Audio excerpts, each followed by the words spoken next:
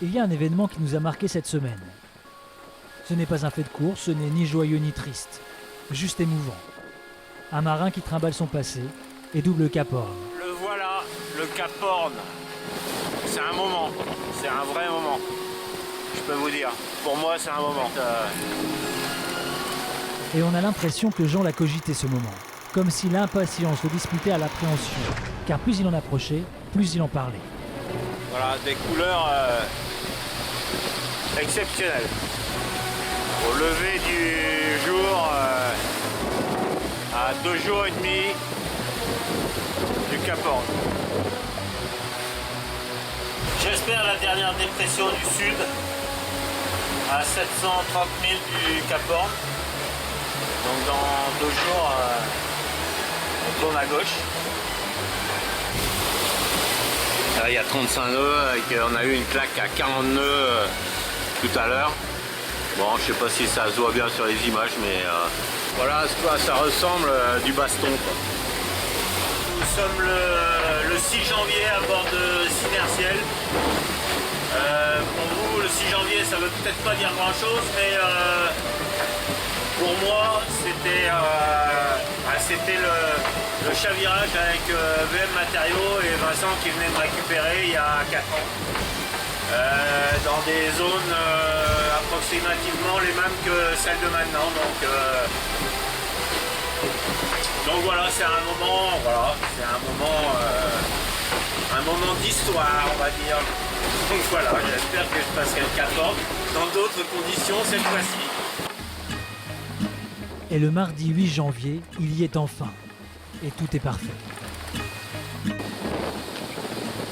Voilà, bah celui-là, on l'aura pas volé, je vais vous dire. En 82, je passais le Cap Horn avec Eric Tabarly sur Euromarché. En 2004, je passais le Cap Horn avec Bonduel. En 2008, je passais le Cap Horn avec Vincent Rioux sur PRB, puisque VM Matériaux était malheureusement chaviré. Et là, en 2013, on passe le Cap Horn avec Synertiel et je peux vous dire que je suis bien content. Voilà. Il y a des fois où ça m'a rien fait, mais là, ce coup-là, ça va. C'est bon. Voilà. Un endroit chargé d'histoire. On a l'impression, en passant le Horn, comme Jean le disait tout à l'heure, que c'est fini. Mais non. En fait, c'est loin d'être fini. Et cette Atlantique, elle est hyper longue. C'est un chemin de croix. Je peux vous dire que les conditions, depuis qu'on a passé le Cap Horn, c'est pas les vacances. Hein. La dernière vidéo, j'ai envoyé, il y avait le soleil, pétole. J'ai l'impression qu'ils doivent se dire, oh, c'est fini, c'est les vacances. Donc, changement de décor. Aujourd'hui, 45 nœuds, 6 mètres de vague, et ça déferle dans tous les sens.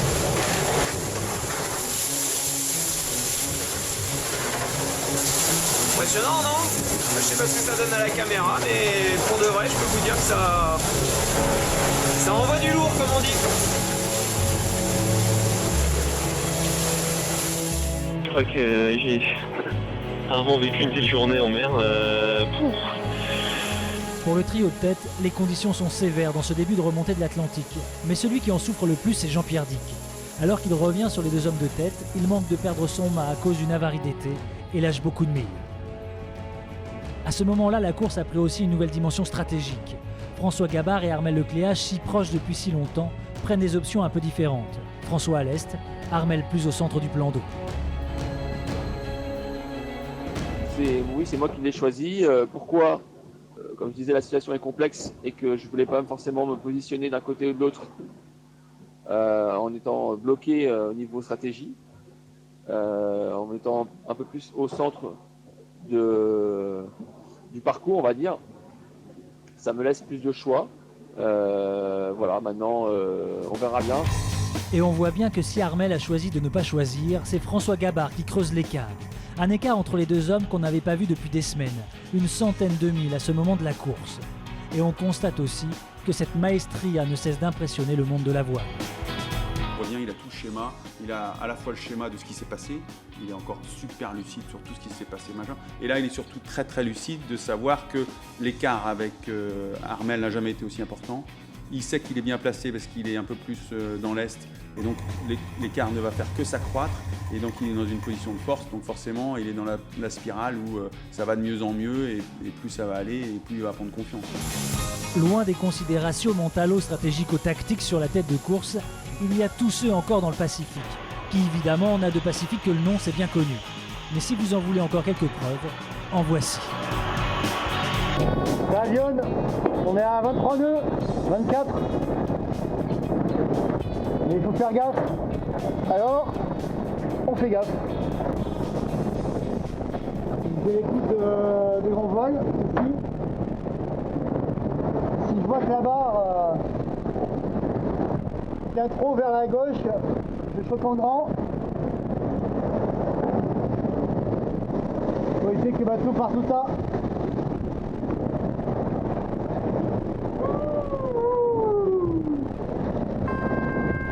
Bon, on est mardi matin là, et je pense que je vais sortir, et je pense qu'il y a une mauvaise nouvelle qui nous attend. La drisse a dû lâcher et le Reacher est derrière nous.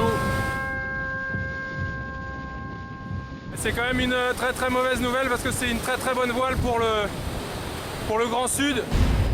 On va voir à pouvoir la remettre à bord. Ça va être mètre par mètre, ça va être une grande bataille. Voilà, elle est attachée le long du bateau avec des rabans. C'est dur de pêcher une voile comme ça. La voile presque la moitié dans le bateau. Je suis en train de récupérer la voile en avant. On avance. La drisse elle a été sectionnée quelque part là-haut. Voilà, donc ça fait 2h30 que je me suis réveillé. La situation est donc sous contrôle. J'ai pris donc le 3e riz dans la grand voile. Devant, j'ai mis le J3. On va pouvoir naviguer. Alors vous comprenez pourquoi le passage du Horn est une telle joie.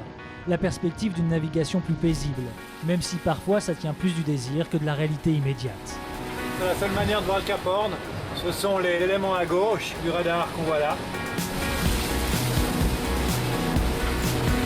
Ils sont vraiment tout près là. Et je peux vous dire qu'en réalité, ça donne une espèce de chaleur qui est extraordinaire. D'être accompagné par ces des dieux, les dieux de la mer. Cette semaine, ils sont 6 à avoir franchi le fameux cap.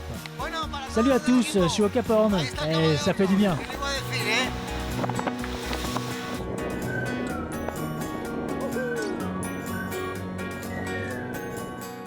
Dont Bernard Stamm, qui s'abrite juste après dans une baie pour recevoir du carburant. Une aide qui met fin à la polémique sur sa disqualification et le met définitivement hors course. Mais pour que le Suisse en arrive là après tout ce qu'il a traversé, c'est bien qu'il n'y avait pas d'autre choix. Une fois reparti, il a d'ailleurs raconté ses 5 jours précédents sans énergie. Et 5 jours sans énergie, c'est long. Ça commençait à être un peu scabreux la navigation là. Donc après, j'ai bien navigué en coupant tous les appareils et puis j'ai dormi, je sais pas moi, j'ai dormi en 5 jours, je sais pas, 6-7 heures peut-être. On va en finir avec le Horn. Mais il faut bien saisir une chose. Le passé, c'est une forme de renaissance, la fin d'un désert liquide, le retour à la vie. Moi, je m'en lâche pas. Voilà. Un petit oiseau, excellent.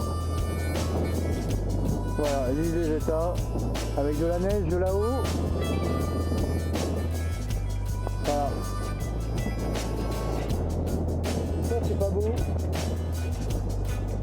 C'est pas bien là. Hein? Alors, dans les vidéos qu'ils envoient les jours suivants, les marins sont tout à leur enthousiasme.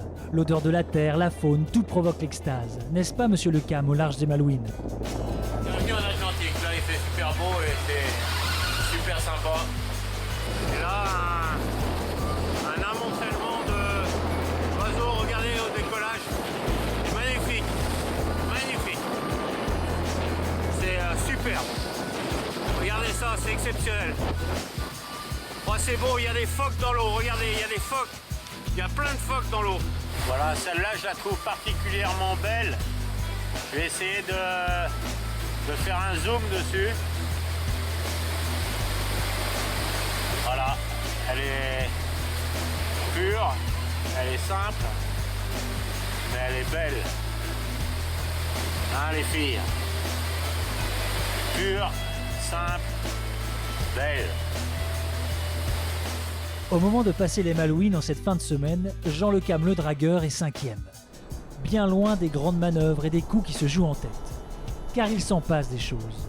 Déjà, Jean-Pierre Dick a laissé la 3e place au profit d'Alex Thompson, qui a pris une option tout à l'ouest, touché plein de vent, mais jusqu'à quand? C'est vrai qu'on peut noter la belle progression d'Alex qui est passé derrière à la dépression lui et qui part au portant, donc a priori une très belle option et voilà, ça va relancer un peu le jeu comme on dit.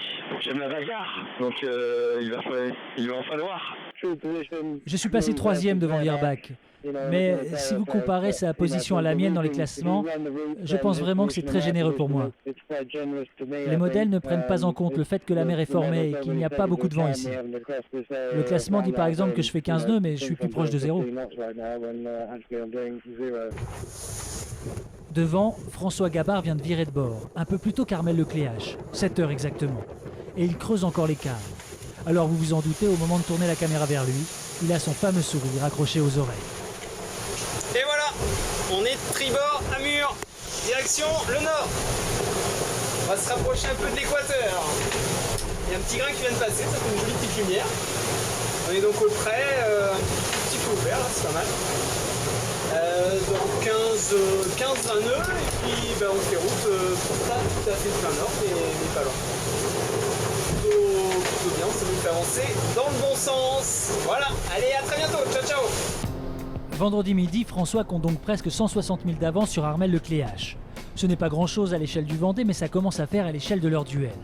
Un duel loin d'être terminé. Faut-il rappeler le surnom d'Armel, le chacal. Et un chacal, c'est tenace. Et on lâche rien, ça part de là. Les Sables d'Olonne, on y arrive, mais il y a encore du chemin, donc rien n'est fini. Allez, bye bye, ciao ciao.